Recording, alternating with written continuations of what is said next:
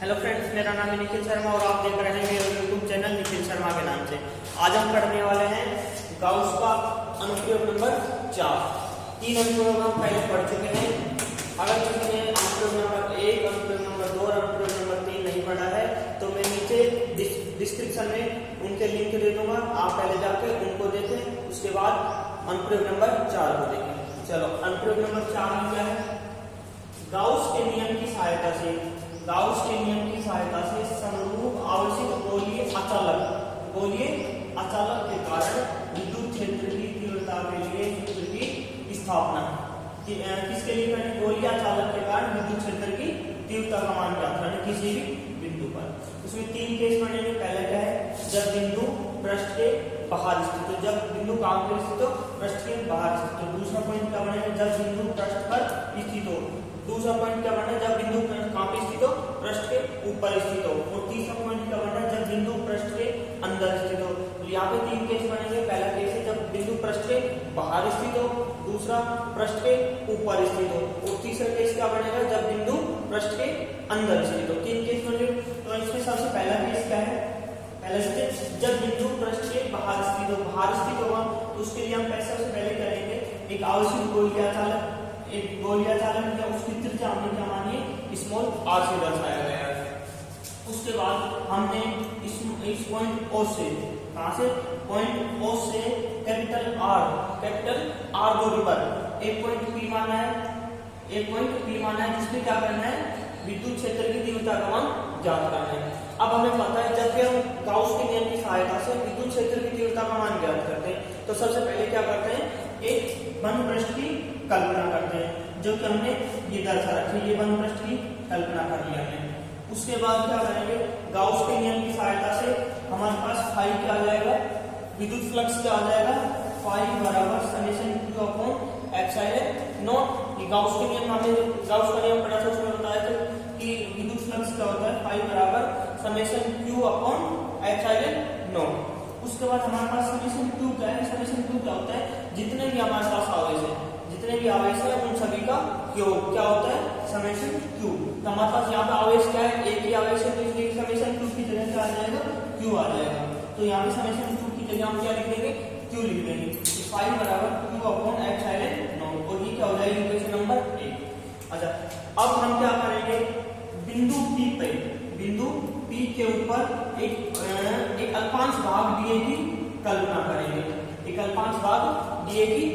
करेंगे। उसके बाद यहाँ पे विद्युत क्षेत्र की तीव्रता E और dA, विद्युत क्षेत्र की तीव्रता और अल्पांश भाग दोनों की दिशा एक ही है। तो यहाँ पे थीटा क्या हो जाएगा? इनके मध्य, दोनों के मध्य बनने वाला कोण कितना हो जाएगा?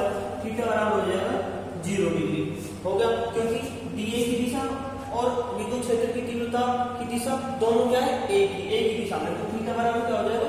0 डिग्री। अच्छा, अब हम चलते हैं अल्पांश भाग के कारण विद्युत फ्लक्स क्या हो जाएगा?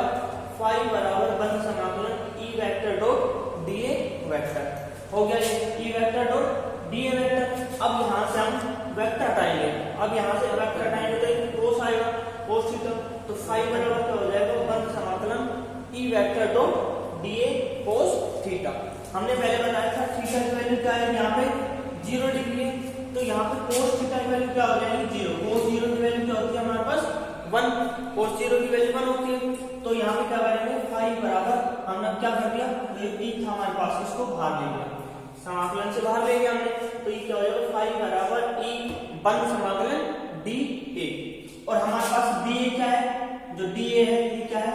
संपूर्ण बंद पृष्ठ का क्षेत्रफल। जो हमने ये क्षेत्रफल माना था, हमने गाउस के नियम की सहायता से जब भी हम करते हैं तो एक बंद पृष्ठ की कल्पना करते हैं, उसका क्षेत्रफल क्या है? बंद समाकलन dA, और इसकी वैल्यू क्या हो जाएगी? 4 पाई r स्क्वायर। क्या हो जाएगी? 4 पाई r स्क्वायर। चलो ठीक है। अब हम dA की जगह बंद समाकलन dA की जगह क्या रख देंगे? 4 पाई r स्क्वायर। तो यहाँ पे क्या बन जाएगा? फाई बराबर E, ये वैसा का वैसा आ गया, 4 पाई r स्क्वायर। हमने dA की जगह क्या लिख दिया? 4 पाई r स्क्वायर। अब हमने इसको क्या मान लिया? Equation number 2। इक्वेशन नंबर 2 मान लिया। उसके बाद हम क्या करेंगे? इक्वेशन नंबर 1 आई हमारे पास ये, उसके बाद इक्वेशन नंबर 2 आई। इन दोनों का क्या कर देंगे? कंपैरिजन कर देंगे, क्योंकि इनके लेफ्ट हैंड साइड में क्या है? दोनों के फाई तो ये फाई तो हट जाएगा, उसके बाद क्या आ जाएगा Q अपॉन एप्सिलॉन नॉट। ये इक्वेशन नंबर 1 से आया। और इक्वेशन नंबर 2 से क्या आ जाएगा E 4 पाई r स्क्वायर। r क्या है, जैसे हमने बंद पृष्ठ की कल्पना की थी, इसकी त्रिज्या है r, ठीक है। E बराबर क्या हो जाएगा, हम क्या करना है, विद्युत क्षेत्र की तीव्रता का मान ज्ञात करना है। विद्युत क्षेत्र की तीव्रता का मान E से हम व्यक्त करते हैं, तो E बराबर Q upon 4 pi epsilon not r square. तो E को यही रख लेंगे, ये सबको नीचे ले आएंगे, तो क्या बन जाएगा E बराबर Q upon 4 pi epsilon not r square. अब हमें पता है 1 अपॉन 4 पाई एप्सिलॉन नॉट की वैल्यू क्या होती है, k होती है। तो हम यहाँ 1 अपॉन 4 पाई एप्सिलॉन नॉट की जगह क्या लिख देंगे, k लिख देंगे। तो यहाँ पे क्या बन जाएगा E बराबर k Q upon capital R square. Equation number कितनी आ गई है, इक्वेशन नंबर 3। अब जो इक्वेशन नंबर 3 है ये हमें क्या दर्शाती है, जब बिंदु पृष्ठ के बाहर स्थित होगा, कहाँ स्थित होगा, जब पृष्ठ के बाहर स्थित होगा तो विद्युत क्षेत्र की तीव्रता का मान कितना आएगा, k Q upon capital R square. ये क्या होती है, जब बिंदु पृष्ठ के बाहर स्थित होगा तो विद्युत क्षेत्र की तीव्रता E बराबर k Q upon R square से व्यक्त करते हैं। चलो ठीक है, अपना ये केस यहाँ पे खत्म हो गया। अब दूसरा केस क्या आता है हमारे पास, जब बिंदु पृष्ठ पर स्थित हो। अब हमारे पास दूसरा केस क्या है, जब बिंदु कहाँ पे स्थित हो, पृष्ठ के ऊपर स्थित हो। अब पृष्ठ के ऊपर स्थित होगा तो स्मॉल r और कैपिटल R दोनों बराबर हो जाएंगे। स्मॉल r और कैपिटल R क्या हो जाएंगे, दोनों बराबर हो जाएंगे, ठीक है। तो हमारे पास जो इक्वेशन नंबर 3 आई, हमारे पास इक्वेशन नंबर 3 आई, तो हम यहाँ पे कैपिटल R की जगह क्या लिख देंगे, स्मॉल r, क्योंकि हमारे पास स्मॉल r और कैपिटल R दोनों बराबर है। तो E बराबर यहाँ पे क्या हो जाएगा, E बराबर k Q upon small r square. ये क्या हो जाएगा, जब बिंदु पृष्ठ के ऊपर स्थित हो तो विद्युत क्षेत्र की तीव्रता का मान हम E बराबर k Q upon r square से प्राप्त करते हैं। ये हमारे पास इक्वेशन कितनी बनेगी, इक्वेशन नंबर 4। कितनी बनेगी, इक्वेशन नंबर 4।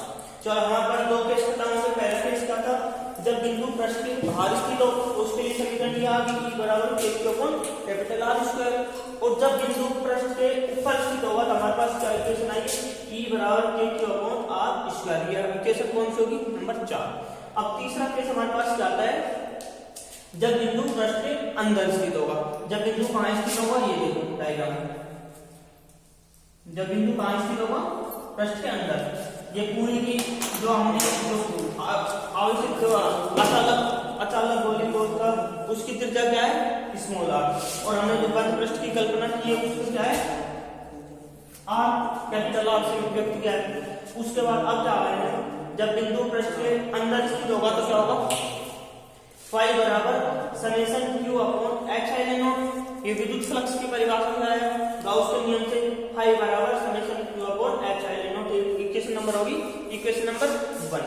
अब क्या हो रहा है, 4/3 पाई r cube small r cube. Small r क्या माना है, हमने बड़ा वाला बोला स्मॉल r क्यूब आयतन पर आवेश की मात्रा। हमें इस आयतन कितने, पूरा आयतन पर कितना आवेश है, q आवेश है। तो उसके बाद इकाई आयतन पर कितना हो जाएगा, इकाई आयतन पर आवेश की मात्रा कितनी हो जाएगी, q upon 4 pi small r cube. Upon में आ जाएगा ये, इसके ये कितनी हो गई, इकाई आयतन पर हो गई। उसके बाद 4/3 पाई r क्यूब। ये हमने क्या लिया था, जो हमने ये माना था, एक गाउस के नियम की सहायता जब करते हैं तो क्या लेते हैं, बंद पृष्ठ की कल्पना करते हैं, उसकी स्मॉल r माने तो ये क्या है, बंद पृष्ठ के लिए, ठीक है। इसने आयतन में 4/3 पाई r क्यूब आयतन पर आवेश की मात्रा कितनी हो जाएगी, q। ये अपन पहले लिखा है, q अपॉन 4 पाई r क्यूब इंटू 4/3 पाई r क्यूब। और यहाँ से 4/3 से 4/3 कैंसिल और पाई से पाई कैंसिल। हमारे पास क्या बचेगा, q इंटू r की क्यूब अपॉन r की क्यूब। ऊपर क्या है, कैपिटल R और नीचे क्या है, स्मॉल r। कैपिटल R क्या है, जो बंद पृष्ठ हमने कल्पना की थी उसकी त्रिज्या है, और स्मॉल क्या है, स्मॉल r क्या है, जो हमारा पूरा संपूर्ण पृष्ठ था उसकी त्रिज्या है। उसके बाद फाई बराबर क्या हो जाएगा, यहाँ पे क्या इसकी वैल्यू 2 की वैल्यू रखेंगे, तो हमारे पास फाई बराबर क्या हो जाएगा, q r cube upon epsilon not r cube. Equation number होगी 1। अब हमें पता है विद्युत फ्लक्स की परिभाषा से फाई बराबर क्या होता है, बंद समाकलन E vector dot D vector होता है। अब यहाँ पे वेक्टर को हटाएंगे तो यहाँ पे क्या आ जाएगा कोस थीटा, बंद समाकलन E dot D A cos theta. उसके बाद थीटा हमारे पास क्या है 0 डिग्री, क्योंकि दोनों की दिशा एक ही है, दोनों की दिशा एक है तो 0 थीटा बराबर 0 डिग्री। तो यहाँ पे कोस 0 डिग्री की वैल्यू क्या हो जाएगी, कोस 0 की वैल्यू सबको पता है, कोस 0 की वैल्यू 1 होती है। उसके बाद फाई बराबर यहाँ पे हम कोस 0 की वैल्यू रखेंगे तो 1 हो जाएगा। अब हम क्या करेंगे ई को बाहर निकालेंगे तो फाई बराबर ई बंद समाकलन डी 1 हो जाएगा। और बंद समाकलन डी की वैल्यू क्या होती है 4 पाई आर स्क्वायर, जो हमने काल्पनिक पृष्ठ माना था उसका क्षेत्रफल हो जाएगा, संपूर्ण क्षेत्रफल हो जाएगा। तो यहाँ पे इसकी वैल्यू रखेंगे तो आएगा फाई बराबर ई 4 pi R square. Equation number 2 बनी होगी।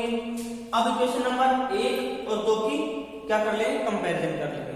1 और 2 का कंपैरिजन करेंगे तो हमारे पास क्या आएगा, इक्वेशन नंबर 1 से q r cube upon epsilon naught r cube, और यहाँ पे क्या आ जाएगा इक्वेशन नंबर 2 से E 4 pi R square, 4 pi R square आ जाएगा। उसके बाद हमें पता है E 1 upon 4 pi epsilon naught बराबर क्या होता है, उसकी वैल्यू होती है के। 1 अपॉन 4 पाई एप्सिलॉन नॉट की वैल्यू क्या होती है, के होती है। तो हम यहाँ पे इसकी वैल्यू क्या रख रहे हैं, के। तो हमारे पास लास्ट में क्या आ जाएगा, ई बराबर के Q R upon capital R cube, capital R cube, ठीक है।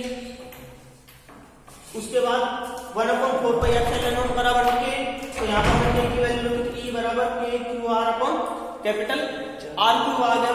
और ये समीकरण किसके लिए आएंगे, जब बिंदु कहां पर स्थित हो, पृष्ठ के अंदर स्थित हो, ठीक है। हमारे पास 3 केस थे। पहला जब बिंदु पृष्ठ के बाहर स्थित हो, बाहर स्थित होगा तो हमारे पास क्या समीकरण आई थी, ई बराबर के Q upon capital R square आई थी। उसके बाद दूसरा केस क्या था, जब बिंदु पृष्ठ पर स्थित हो, जब बिंदु पृष्ठ पे स्थित होगा तो आर बराबर आर हो जाएगा। उसके लिए समीकरण क्या आएगी, ई बराबर के Q upon small r square, और ये इक्वेशन नंबर कितनी होगी 4 हो गई। तीसरा केस क्या था हमारे पास, जब बिंदु पृष्ठ के अंदर स्थित हो, जब बिंदु पृष्ठ के अंदर स्थित होगा तो क्या होगा फाई बराबर, उसके बाद इक्वेशन हमारे पास लास्ट इक्वेशन क्या आएगी, ई अंदर बराबर के Q R upon r cube. ये हमारे पास क्या आ गई, जब बिंदु पृष्ठ के अंदर स्थित होगा तो हम इसकी वैल्यू विद्युत क्षेत्र की तीव्रता की वैल्यू हम किससे निकालेंगे, इस फॉर्मूले से निकालेंगे। अगर वीडियो आपको अच्छी लगी हो तो ज्यादा से ज्यादा लाइक करें, चैनल को सब्सक्राइब करें, और अगर कोई